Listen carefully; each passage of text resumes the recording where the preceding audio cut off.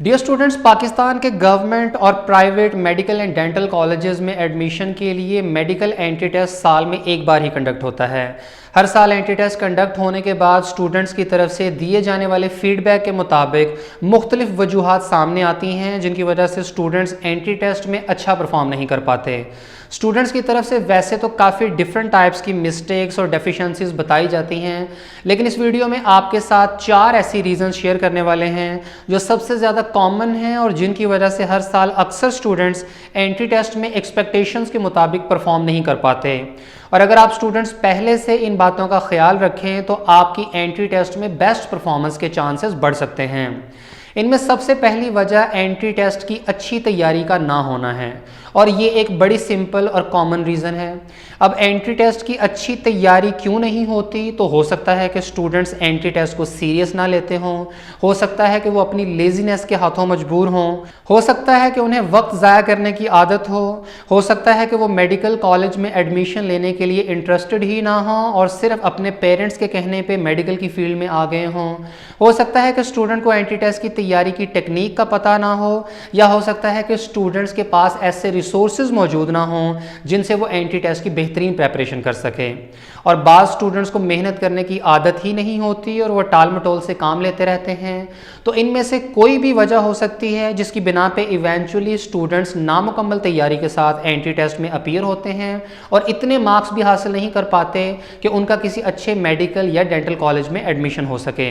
अगर आप ये समझते हैं कि आपकी इनमें से किसी भी वजह से एंट्री टेस्ट की तैयारी अब तक ठीक नहीं हो सकी है, तो अभी भी आप खुद को फोकस्ड करके रिमेनिंग जितने भी दिन रहते हैं उनमें अपनी ओवरऑल प्रेपरेशन का ग्राफ ऊपर ले जा सकते हैं और एंट्री टेस्ट में ज़्यादा जज्बे के साथ अपीयर हो सकते हैं। दूसरी वजह जिसकी बिना पे स्टूडेंट्स एंट्री टेस्ट में पुअर परफॉर्म करते हैं वो है एंट्री टेस्ट का एक्सपीरियंस ना होना।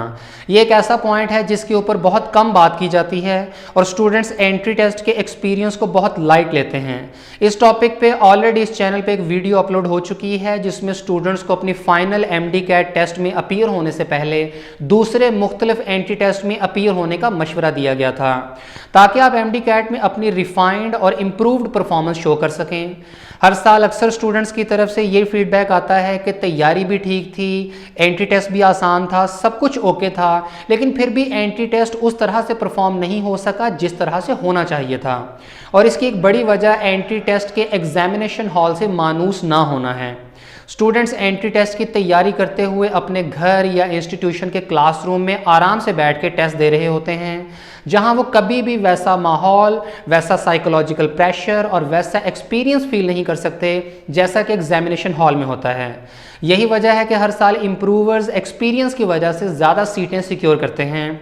ऐसे स्टूडेंट जिन्होंने ऑलरेडी इस साल कोई भी एंट्री टेस्ट दिया हुआ है तो डेफिनेटली इसका फ़ायदा उन्हें MD-CAT अटैम्प्ट करते हुए महसूस होगा।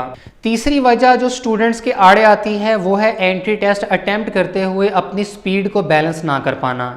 कुछ स्टूडेंट्स ओवर स्पीडिंग करते हैं जिसकी वजह से मिस्टेक्स का खतरा बढ़ जाता है और ओवर स्पीडिंग का सबसे बड़ा नुकसान ये होता है कि स्टूडेंट्स अपनी आंसर शीट पर MCQs की बबल्स की मिस अरेंजमेंट कर देते हैं जिससे स्टूडेंट का पूरा पोर्शन ख़राब हो जाता है।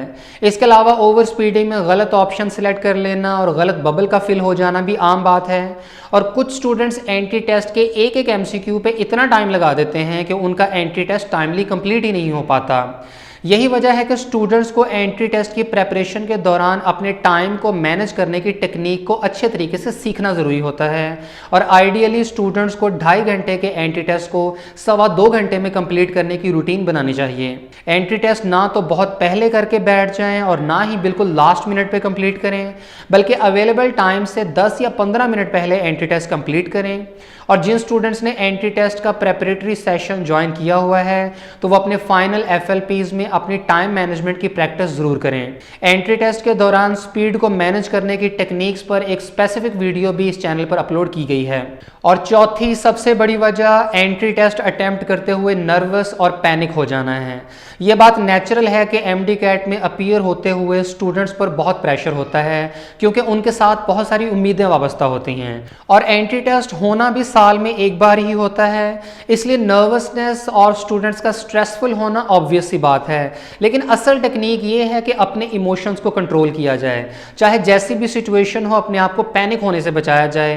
किसी भी इंसान की इमोशनल इंटेलिजेंस उसे बहुत ज़्यादा फ़ायदा पहुंचाती है और एंट्री टेस्ट में ख़ास तौर पे स्टूडेंट्स को अपनी इमोशनल इंटेलिजेंस का इस्तेमाल करना होता है। अगर स्टूडेंट्स बहुत जल्दी घबरा जाते हैं और एक दो मुश्किल सवाल देखकर हिम्मत हार जाते हैं तो ये उनकी एंट्री टेस्ट की परफॉर्मेंस पे बुरा असर डालती है। असल महारत ये है कि आपको पता हो कि आपके पेरेंट्स की आपसे कितनी एक्सपेक्टेशंस हैं। ये 2.5 घंटे की गेम है, इसके बाद ये एंट्री टेस्ट अगले साल ही आना है। आपको पता हो कि हज़ारों स्टूडेंट्स इस एंट्री टेस्ट में अपीयर हो रहे हैं और आपने इस कॉम्पिटिशन को विन करना है। आपको पता हो कि आपके पास एक MCQ को सॉल्व करने के लिए 45 सेकेंड्स का एवरेज टाइम अवेलेबल है। आपको पता हो कि एंट्री टेस्ट में MCQs की अरेंजमेंट इस तरह से की जाती है कि स्टूडेंट्स की कॉन्फिडेंस की टेस्टिंग हो सके।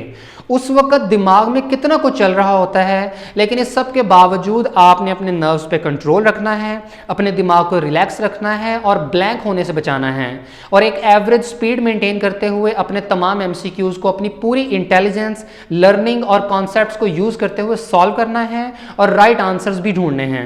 और ये इतना मुश्किल भी नहीं है, आप कर सकते हैं, सिर्फ आपको खुद पे यकीन होना चाहिए। और कितनी हैरानगी की बात है कि पिछले 4 साल से MD कैट का टेस्ट काफ़ी आसान आ रहा है, लेकिन इसके बावजूद स्टूडेंट्स हर साल सिमिलर मिस्टेक्स करते हैं। और आपको एडवांस में बताया जा रहा है कि आप किसी भी एंट्री टेस्ट में अपीयर होते हैं तो इन बातों का ख्याल रखें और मेंटली अलर्ट रहें, तो कोई एंट्री टेस्ट भी आपके लिए मुश्किल नहीं रहेगा। अगर आप स्टूडेंट चाहते हैं कि आपके एंट्री टेस्ट में अच्छे मार्क्स आएँ तो इन 4 बातों का बहुत अच्छे तरीके से ख्याल रखिएगा कि आपने अपनी अच्छी तैयारी करनी है, एंट्री टेस्ट के एक्सपीरियंस को यूज़ करना है, एवरेज स्पीड मेंटेन करनी है और कुछ भी हो जाए कंफ्यूज नहीं होना है। एक अच्छे डॉक्टर में यही क्वालिटीज़ रिक्वायर्ड होती हैं और अगर आप ये टेस्ट क्वालिफाई कर लेते हैं तो आप एक अच्छा डॉक्टर बनने के अहल हो जाएंगे।